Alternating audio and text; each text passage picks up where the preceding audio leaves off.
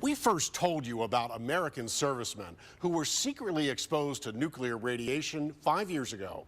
Now, for the very first time, the government has confirmed it caused cancer. There is no question that the water was contaminated. Tom Wilborn was among thousands who served here at McMurdo Station, a U.S. Navy base in Antarctica, and it was powered by this, a portable nuclear reactor.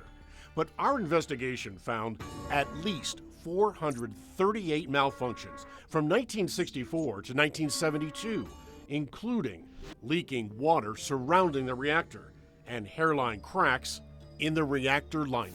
It was finally shut down in 1972. This was an experimental reactor at McMurdo. It did not work well almost from the first day.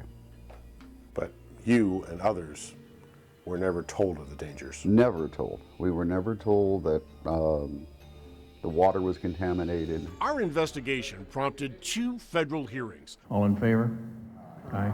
Opposed? Motion passed. That supported our findings.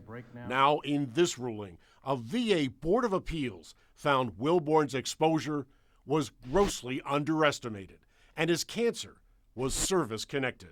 Even more significant, it found evidence that strongly suggests others may have been exposed to higher levels as well. I've suffered from colon cancer because of, and it's been ruled as service-connected, which means that I acquired it while I was at McMurdo. But our investigation also found veterans across the country had their complaints rejected by the Veterans Administration for years. This is my memory box. Memories are all Elaine Swinney has left. As he lay dying in my arms, I told him, I said, you know, he had asked me to go ahead and pursue this. Now, with this recent ruling, does this give you reason for new hope?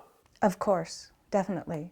It gives me a little, you know, well, actually it gives me a lot more energy to follow this through. It also clears the way for others, and that's important to me.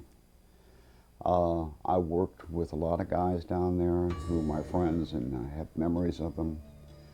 I worked with men who had cancer and were dying and had claims before the VA, and they all passed on.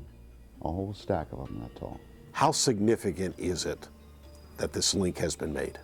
Well, it's very significant. Gary Augustine is Executive Director for the Disabled American Veterans in Washington. And in this case, you were discovered that these people that were serving up on this post were exposed to radiation that may have never come to light if you had not done your investigations. Even so, no one can say with certainty how many others have either died or given up fighting for service-connected compensation. We used all of our savings. We used everything we had. We lost our home. We lost everything. Including this.